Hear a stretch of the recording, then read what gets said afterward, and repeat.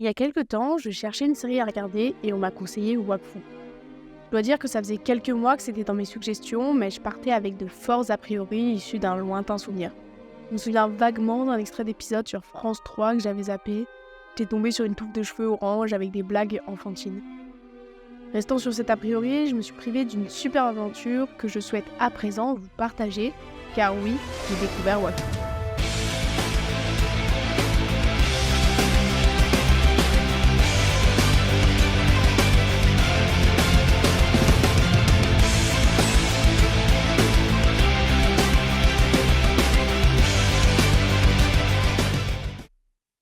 L'histoire commence dans un petit village que l'on a l'occasion d'observer depuis un point de vue très particulier, celui de Dofus.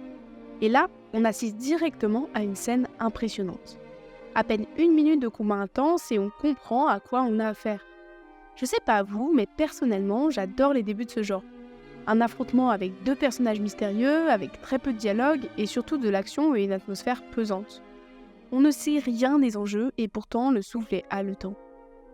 Bon, encore faut-il que l'entrée en matière soit réussie. Enfin bref, Wakfu commence très bien, et je me dis que j'ai bien fait de me lancer dans la série. Le premier épisode nous place directement dans l'intrigue avec l'introduction des enjeux principaux, mais aussi des personnages essentiels à la quête. Hugo, Ruel, Tristepin, Amalia et Evangeline. Chacun avec un chara-design particulier hérité du jeu phare d'Ankama. Je ne vais pas faire durer le suspense plus longtemps. J'ai aimé Wakfu. Si la série a ses défauts, force est de constater que son ambiance nous charme. On va donc revenir sur les points forts de l'œuvre tout en n'oubliant pas de montrer ce qui, à mon sens, pêche un petit peu.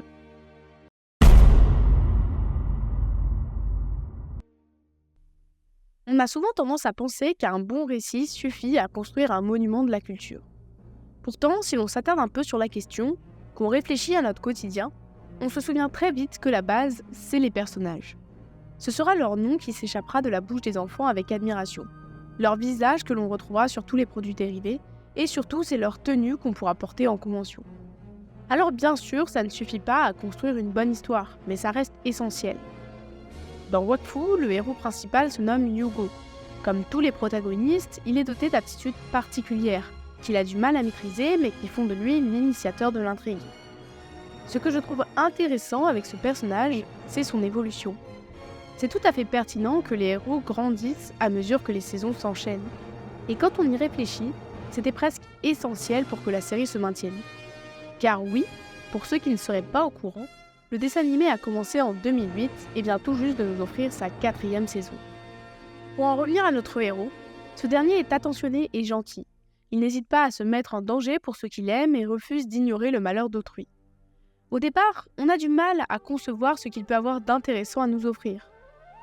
Tout vous dire, je l'ai presque trouvé fade dans les 2 premières saisons. C'est un héros auquel on a du mal à s'identifier. Au contraire, ses amis de la confrérie du tofu semblent plus humains, plus attachants. À titre d'exemple, Ruel est un homme solitaire et avare. Pourtant, ses valeurs transparaissent bien vite dans ses actions. Et on comprend qu'il s'apparente à un parrain pour le protagoniste. Hugo, lui, va fonder toute sa personnalité sur ce qu'il croit être et non ce qu'il est. La nuance est intéressante et je pense que c'est précisément l'intention de l'auteur. Wakfu nous invite à repenser notre cadre schématique d'appréhension du récit en proposant une perspective duale sur l'héliatrope. Si au départ tout le monde le perçoit comme le sauveur du monde des 12, des avis divergents finissent par se faire entendre. À mesure que le temps passe, le spectateur est lui aussi amené à s'interroger. J'associe beaucoup cette situation à la pensée machiavélienne. Tout l'enjeu est de savoir si le personnage auquel on est attaché est légitime de faire ce qu'il fait. Néanmoins, Hugo n'est pas le seul qui grandit dans cette aventure. Amalia, dont on déteste chaque intervention au début de l'œuvre, finit par nous convaincre d'une chose. Avec le temps, tout s'arrange. Mais je crois que le personnage le plus marquant de la série reste Tristepin. Le running gag centré sur sa bêtise ne suffit pas pour le décrire. Au final, c'est lui le vrai héros. Non seulement il connaît des power-ups pertinents et bien amenés, mais il offre aussi une vraie rédemption à tous les princes charmants. Sans parler de son évolution physique, même si bon, il va falloir m'expliquer pourquoi il bronze à chaque fois qu'il devient plus fort. Les antagonistes sont particulièrement intéressants dans le récit. Chaque fin de saison nous offre un florilège d'émotions grâce à eux. Non seulement leur chara-design est super stylé, mais en plus de ça, leurs revendications ne sont pas complètement mauvaises. Encore une fois, on en revient à ces notions de fin et de moyens.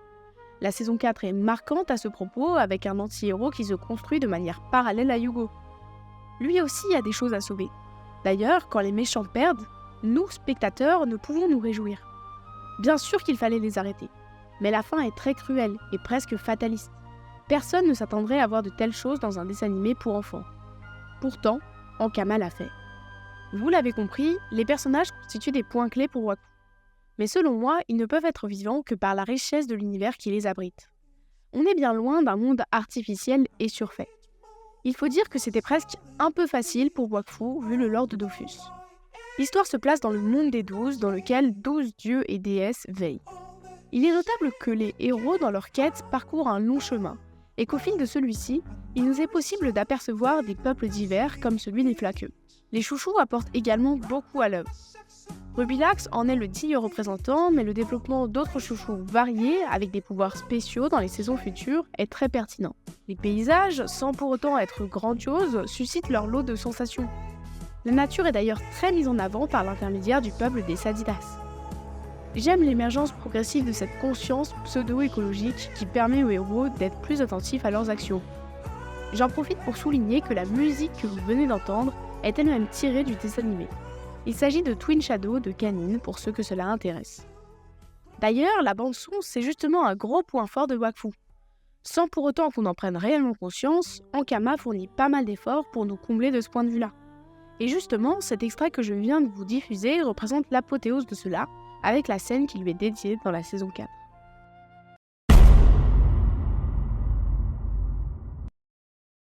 Alors, ne nous mentons pas, j'ai dit tout à l'heure que j'aimais Wakfu, cela ne signifie pas pour autant que la série est exempte de défauts. À mon sens, le récit est le point faible de celle-ci.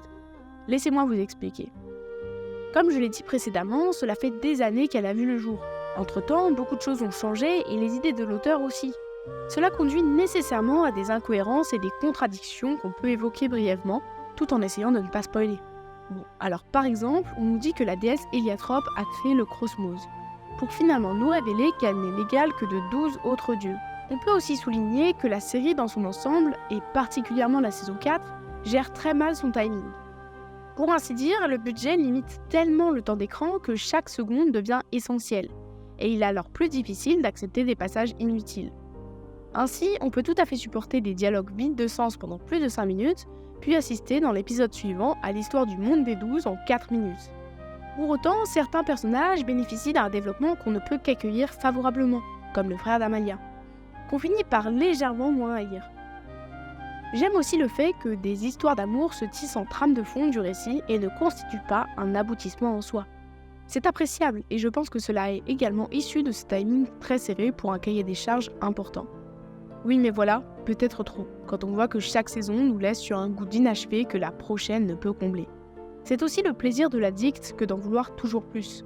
Nous sommes un peu ainsi face aux intrigues qui s'enchaînent, aux portes qui s'ouvrent sans jamais se refermer. Tous ces scénarios inachevés, comme entre Ruel Harpagon, mais surtout le trio Eva Flopa Madagascar, ou encore le frère de Wushu, et pire encore les mécasmes. Pour tout vous dire, ce qui est frustrant, c'est que l'on omet toujours le plus intéressant. Ce pourquoi le spectateur s'accroche aux minutes et les voit défiler si rapidement. Enfin, c'est aussi le jeu, et on peut compter sur les mangas et les OAV pour nous en apprendre davantage. Cet aspect cross-platform est assez appréciable tout en apportant son lot de frustration.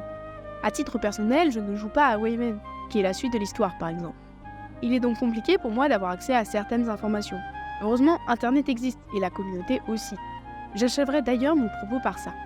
Regarder Wakfu, c'est se lancer dans une grande aventure et intégrer une communauté de fans vieilles d'une décennie qui ne cesse de tout faire pour soutenir son œuvre par ses initiatives. C'est peut-être aussi un devoir en tant que Français de soutenir une série comme celle-ci, issue d'un studio d'animation de notre nation avec de réelles ambitions. En tout cas, à présent, je peux dire avec fierté que j'ai découvert Wakfu.